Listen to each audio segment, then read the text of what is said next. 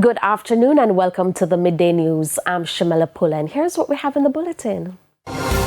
Julian Robinson apologizes for false FirstRock claim. Relief at last. Prime Minister breaks ground for East Palms housing development. And later in sports, J3As to discuss alternative relay qualification. Now the details. Opposition spokesman on finance Julian Robinson has apologized for making false statements about FirstRock being in receivership. Mr. Robinson expressed regret for the error via social media Thursday night. This following a letter of demand which was issued to him by lawyers.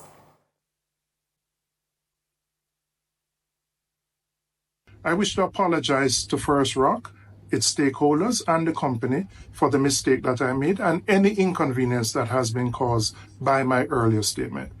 I want to, however, make it clear that my concern arises from the fact that there are three government entities, the National Insurance Fund, the Airports Authority of Jamaica, and Norman Manley International Airport, who are three of the top 6 largest investors in FirstRock.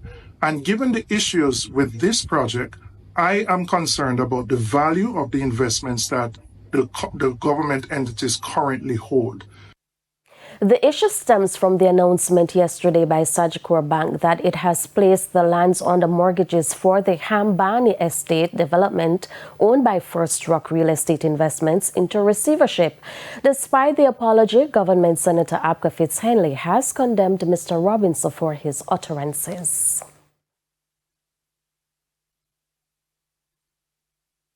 The conduct of the opposition spokesman on finance in entering false information into the public domain, then apologizing, is disappointing but cannot be surprising. One would have expected that an individual of Robinson's stature in terms of his position in the shadow cabinet would have had the diligence to check the accuracy of such information before uttering it in the public domain. Clearly, he did not. In another jurisdiction, Julian Robinson would have had to tender his resignation to his political bosses this morning, given the egregious nature of his conduct and the potential far-reaching implications of the false statement he made. Not too long ago, Peter Bunting used the parliament and made false allegations concerning the alleged non-payment of a contractor and suggested that this was stalling work on a school. The contractor said this is not so. He was paid. Bunting has not apologized. Ian Hales suggested that the administration had issued tanks to a businessman. The businessman confirmed,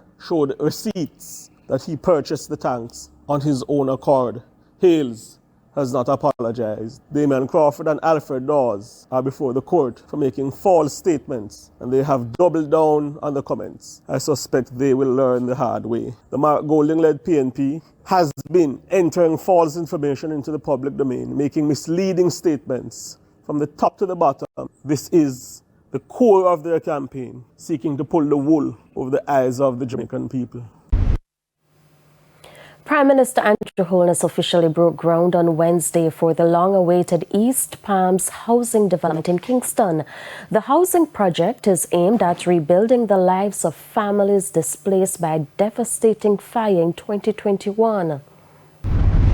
After 4 years of uncertainty and waiting, a sense of relief and hope filled the air on Wednesday as Prime Minister Andrew Holness led the symbolic groundbreaking and contract signing ceremony for the East Palms housing development in Kingston. The project marks a significant milestone for 13 families, including children, who lost their homes in a devastating fire in 2021. Since then, they have endured years of hardship. So the project involves the construction of 7 apartment-style housing units comprising 4 studios, 1 2-bedroom and 2 3-bedroom units, along with the associated external works, which includes the walkways, sewerage, connections, plumbing, and electrical installation. Construction is expected to begin later this month and is scheduled for completion by December 2025. So, when we hand over to you the things, it's not pure things. It's things that can stand up to the weather and all of that. None of our houses has been destroyed to date, and we give God thanks for that. So the project cost is just under 60 million, and we intend to contain our costs. And the contractor is S&G Road Surfacing Materials Limited. So, despite the lengthy delay, Prime Minister Andrew Holness emphasized that the government remains committed to the families affected. We are going to transform a yard that was destroyed by arson. We are going to transform lives that were destroyed in that fire, being deprived of somewhere to live, deprived of their furniture and their equipment and their clothing. We're going to transform the lives of children who were affected by this fire. Meanwhile, Dr. Holness says the social housing program continues to face challenges, among them security concerns by some contractors. Security too, is the person who create the insecurity in the first place.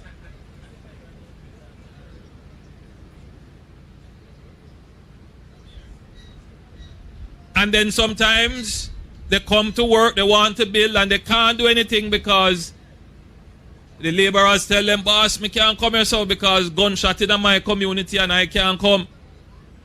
And so the project stall.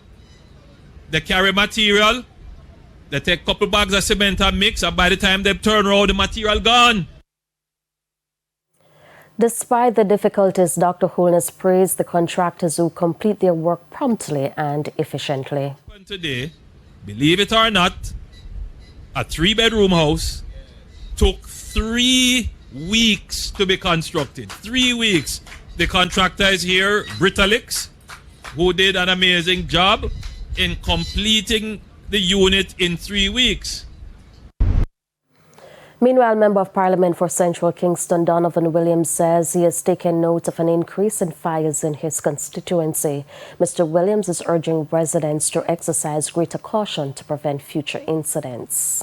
When they happen, they create, they not only dislocate our residents, but they create, and I want to put it a bit, I can't put it in a better form, but they create a burden on the state, because the state has to find these resources to rebuild and to assist the residents, many of whom are not in a position to restore their homes. Many of them just can't do it.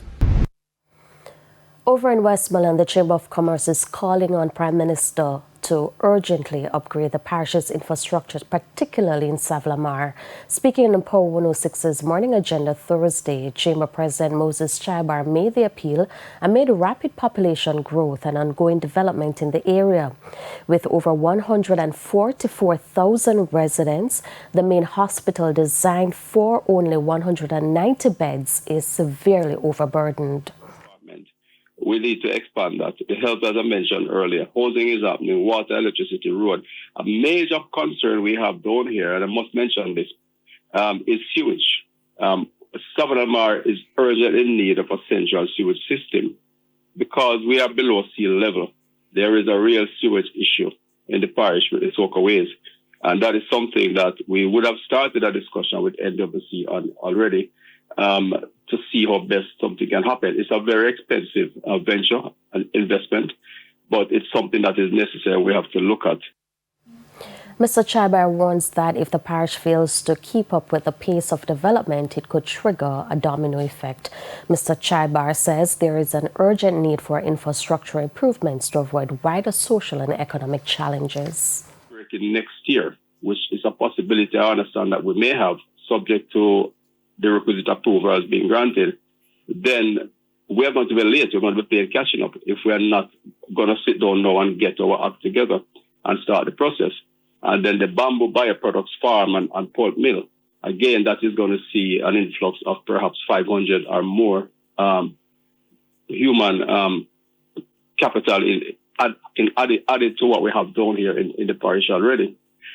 And if the airport gets off too, that's probably maybe another 500 or 1,000. I don't know how many more jobs.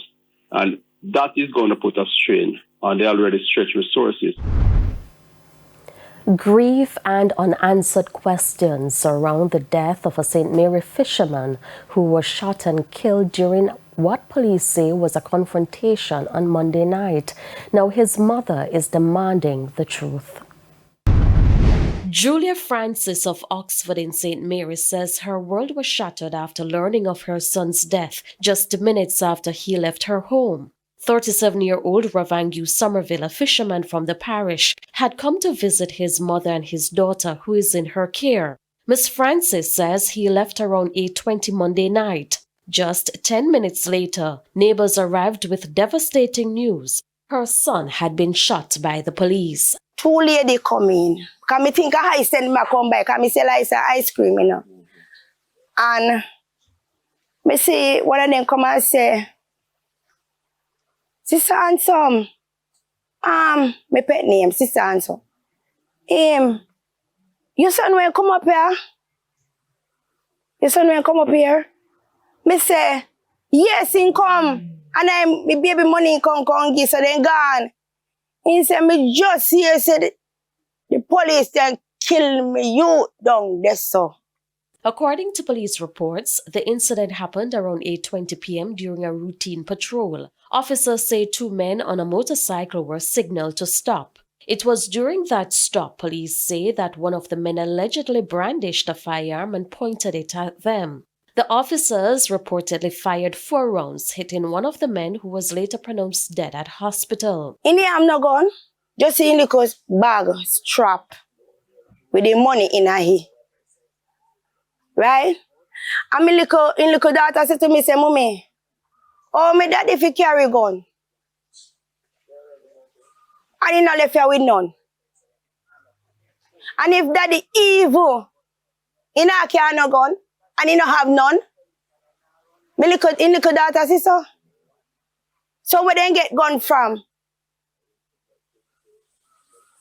For say, what have you? The incident is now under investigation. But for Miss Francis, the facts as she's been told don't add up, and her search for justice is only just beginning. I need justice for him, right? And the truth will told when God already do the work. But just wait upon God. Cold-blooded. He was crying out for his life. Cold-blooded. And that hand that pulled the trigger, repent. I asked him to repent. The country's tourism industry is showing strong growth. It is also signaling a promising future, Romardo Lyons reports.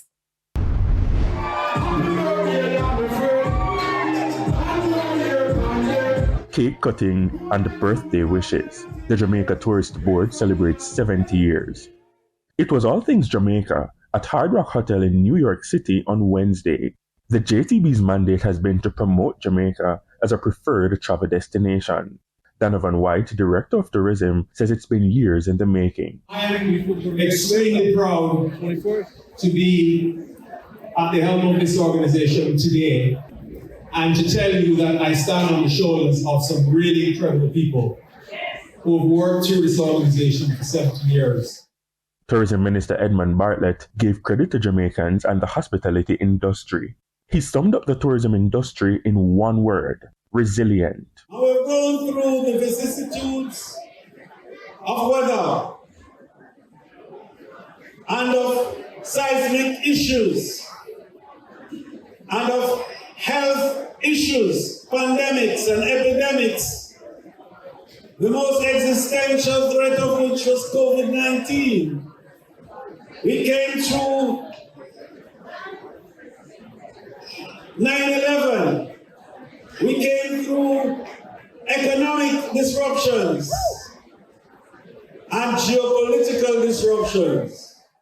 Many challenges, but perhaps COVID-19 was the biggest setback. We woke up one morning on the 20th of March, 2020, and the airport was closed, and the hotels were closed, and the ships stopped sailing, and the workers stayed home, and there was no real economic activity. The industry was faced with two options, sink or swim. And today, local tourism is floating on millions of US dollars in earnings and job prospects. Currently, 20% of workers in Jamaica are a part of the tourism industry. By June of the same year, because of the resilience of our Jamaican people and our industry, we opened our doors to the world and we never closed afterwards. The first year after COVID, Jamaica saw 1 million tourist arrivals and earned $1.5 billion. The minister says initially, tourism was viewed as a social occasion. 70 years later, it's an economic lifeline. Romarda Lyons, TVJ News. It's time for a break. Stay with us for stories when we return. Welcome back to the Midday News. It's now time for the Business Minute.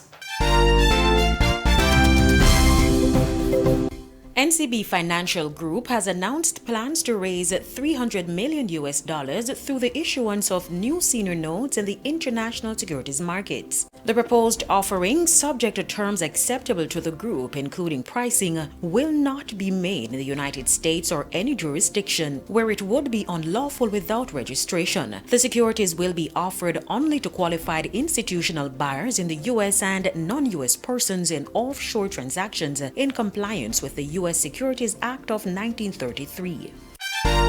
Further afield, Ford has recalled more than 550,000 vehicles because of airbag and structural issues that could increase the risk of a crash or injury. The National Highway Traffic Safety Administration reported 2 notices on May 27th. The recall covers model years 2016, 2017, and 2025. The first recall covers more than 63,000 Ford Mavericks that may have an airbag indicator light that can become loose or dislodged. People in the vehicle may not know if the passenger airbag is on or off, increasing risk of injury. The second recall is for 492,000 Ford Explorers. That issue is for driver and front passenger B-pillar door trim that may detach while driving. And that's it for the Business Minute. I'm Carrie Ann Simpson. Thank you, Carrie. And time now for the top regional and international stories. In the region, Trinidad and Tobago has launched an investigation into allegations of the infiltration of Colombian paramilitary groups into eastern Venezuela through Trinidad. Trinidad's Defense Ministry says preliminary findings indicate that there is currently no evidence to support these allegations, but the ministry says it is taking immediate and decisive steps to address the matter with the utmost seriousness and urgency. Venezuela announced that the men it captured were carrying weapons of war and attempted to breach its border through Trinidad and Tobago. On the international scene, U.S. President Donald Trump Wednesday resurrected a hallmark policy of his first term, announcing that citizens of 12 countries, including Haiti, would be banned from visiting the United States, and those from 7 others would face restrictions. The ban takes effect on Monday. The new ban also includes Afghanistan, Myanmar, Chad, the Republic of Congo, Libya, Somalia, Sudan, and Yemen. And those were the top regional and international stories. I'm Anthony Atkinson. We take another break. Sports is next.